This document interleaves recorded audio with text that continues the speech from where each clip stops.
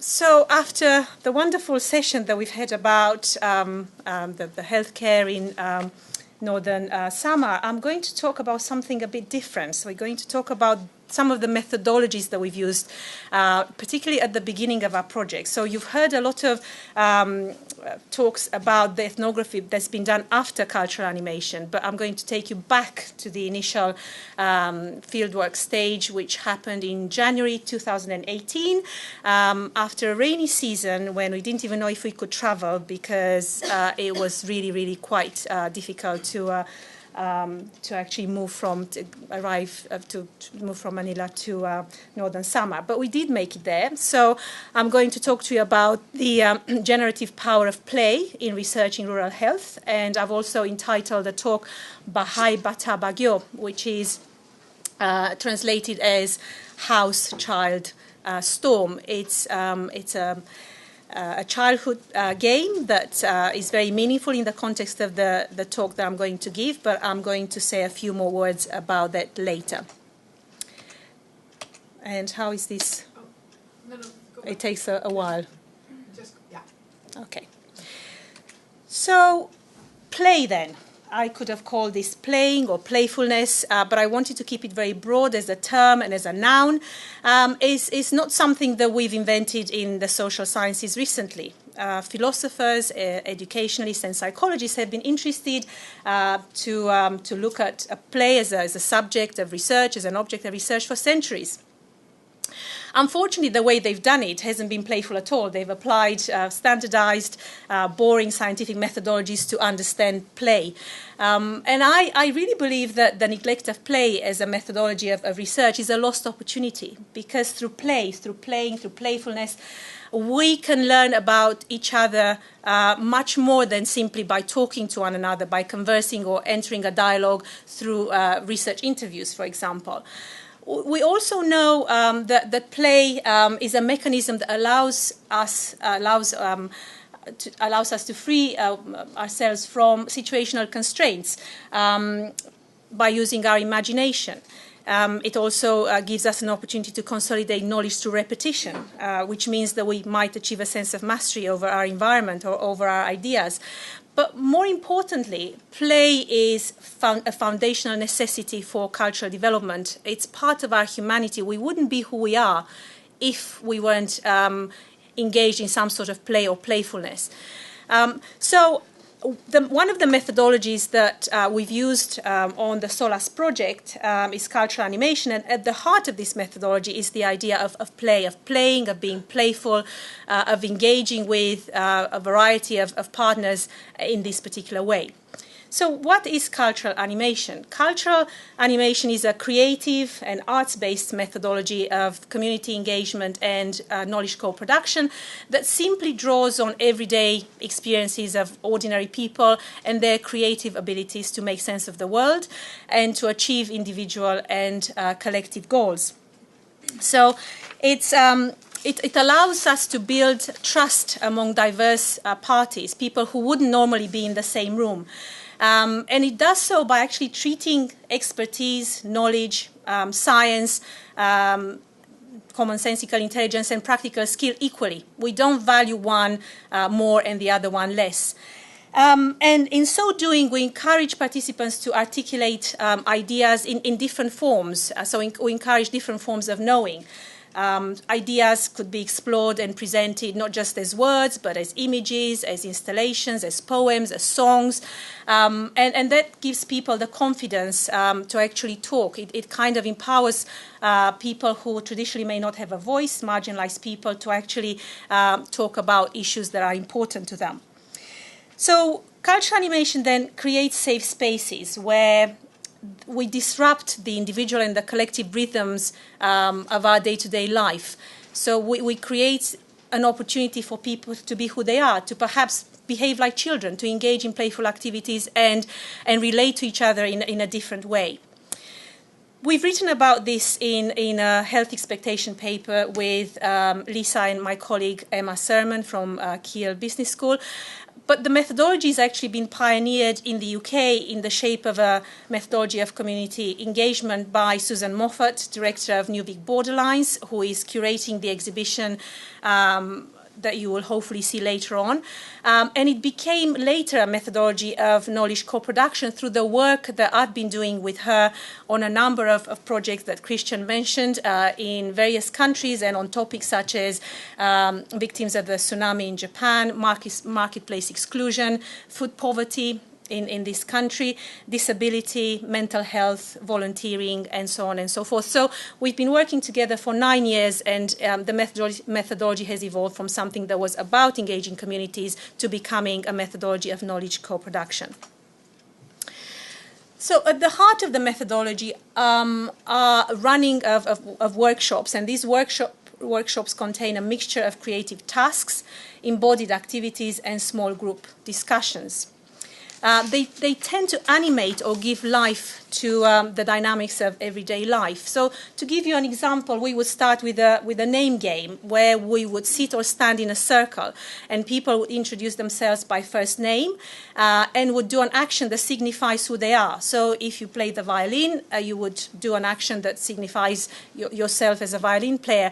And it's much easier for people to remember the action and the name in conjunction.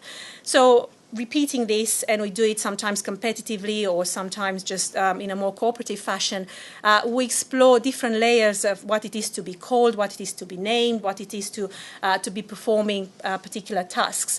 And then we follow these name games with more specialized games, which are well thought through and planned in advance, which take into account the peculiarities of the cultural context. If we work in Japan, it will be one type of game. As we have worked in the Philippines, I'll explain to you how we adapted some of the Western games and how we learned from our Filipino colleagues different games that we now use in our research over here.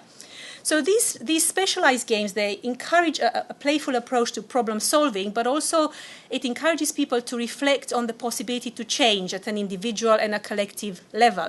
So we may start with the picture of the present, with the resources that we have or we don't have, or some hidden resources that we could uncover, and we map out a future that's desirable, a future that's great for everybody, and how we could get there step by step.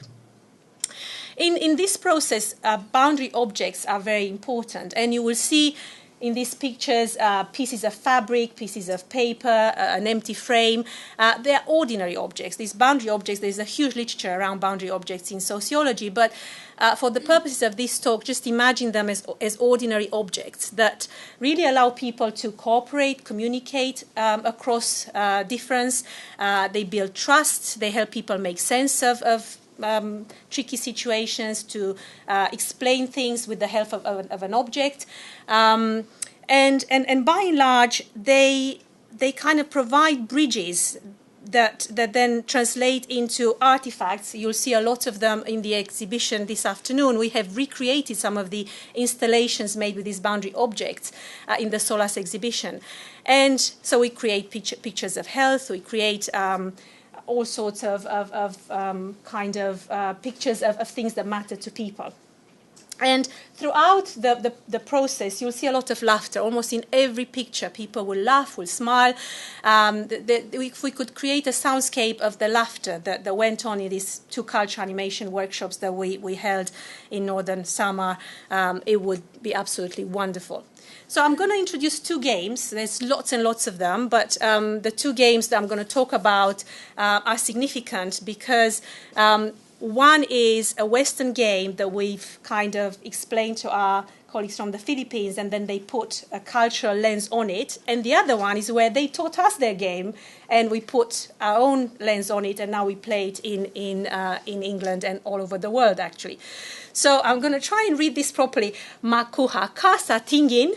Maybe it's not right, but it's in translation is "I'm watching you." But the name in the original name was the non-contact contract. So people making contracts by not actually establishing contact, using their eyes and signaling things that they should be doing something, but no verbal exchange and no touch and no.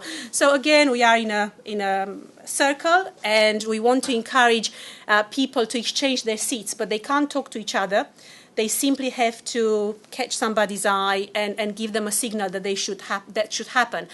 If people trust each other, they will do so. If they don't, they won't. So we want to create a picture where lots of, there's lots of, and sometimes people bump into each other, but if you've left your chair, you've got to go. You can't sit back because, you kind of. So what sort of things have we explored in this game? We've explored the metaphor of collaboration and forming relationships.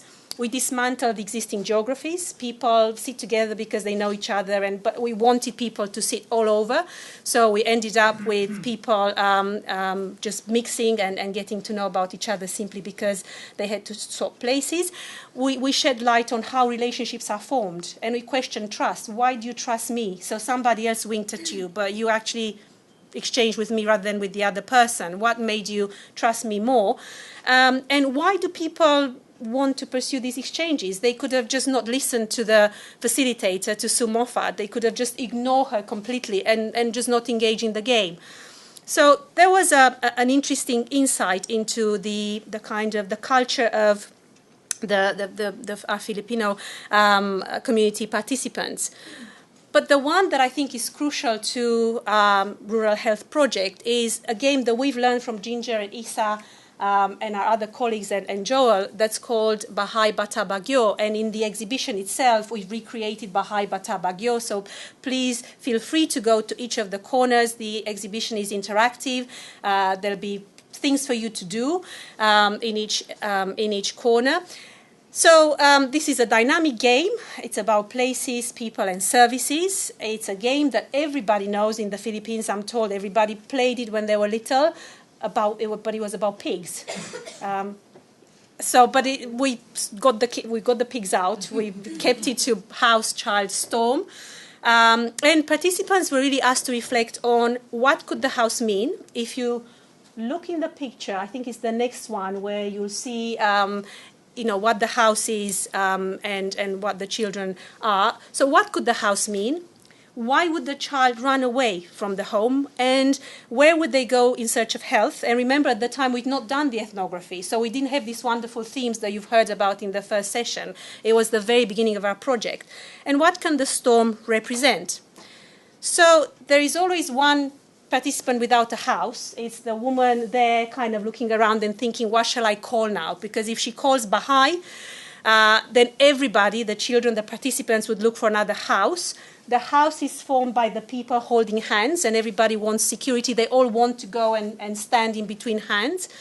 If Bata is called, then the house would move. You as a participant stay where you are, and there'll be hopefully a house coming to provide you the security. And when Bagyo is called, everything moves randomly. So you never know what will happen. Children, houses move, and somebody will be like that lovely woman there looking for a place, for a house for her. So it kind of course, we had a lot of fun and a lot of laughter, and we played it maybe for half an hour. But then we started to get into serious discussions. What does this all mean? I mean, games are not just about having fun. They tell us a great deal about our humanity, about what's important to us. So if the house represents health, where would people go? So people talked about they would go to see traditional healers.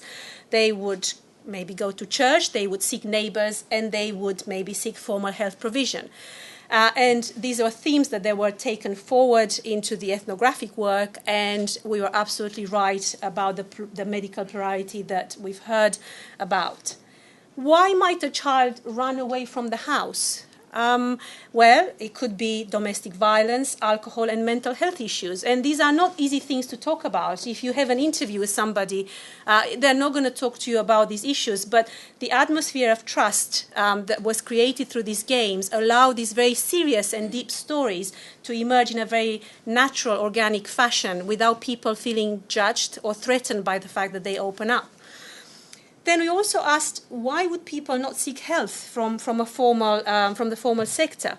And again, we'll hear from Joel about shame, but we heard about shame in these cultural animation workshops, that women who are pregnant with their 10th child feel that it's wrong for them to go and search and seek formal medical help because they shouldn't be pregnant. So there was a lot of discussion around too many pregnancies, about men's embarrassment, and we had a number of fishermen who attended.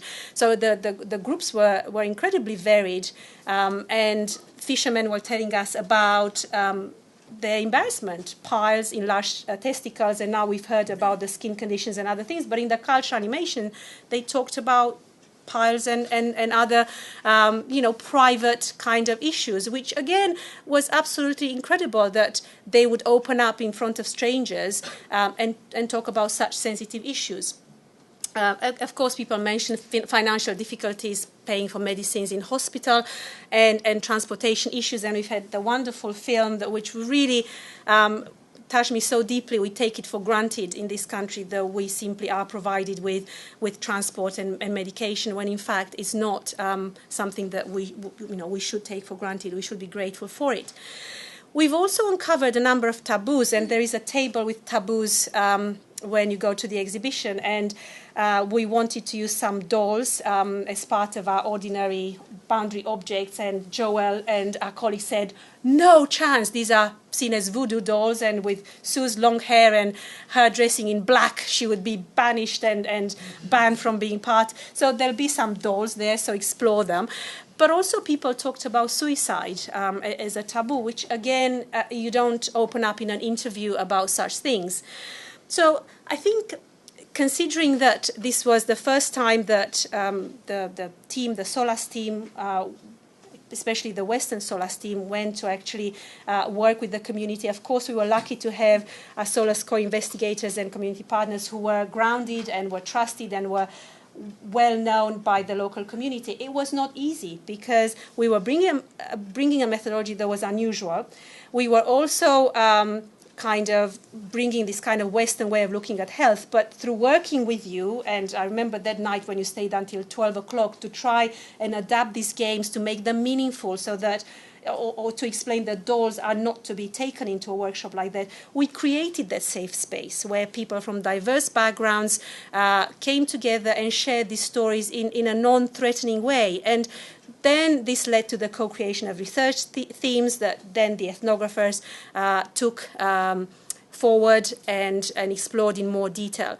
So just to end by saying that it is a privilege to work in a business school and collaborate with the medical school. It is a privilege to have been to the Philippines and to have learned so much about Ateneo, who I think it's really at the forefront of interdisciplinary research. A lot to learn from you guys.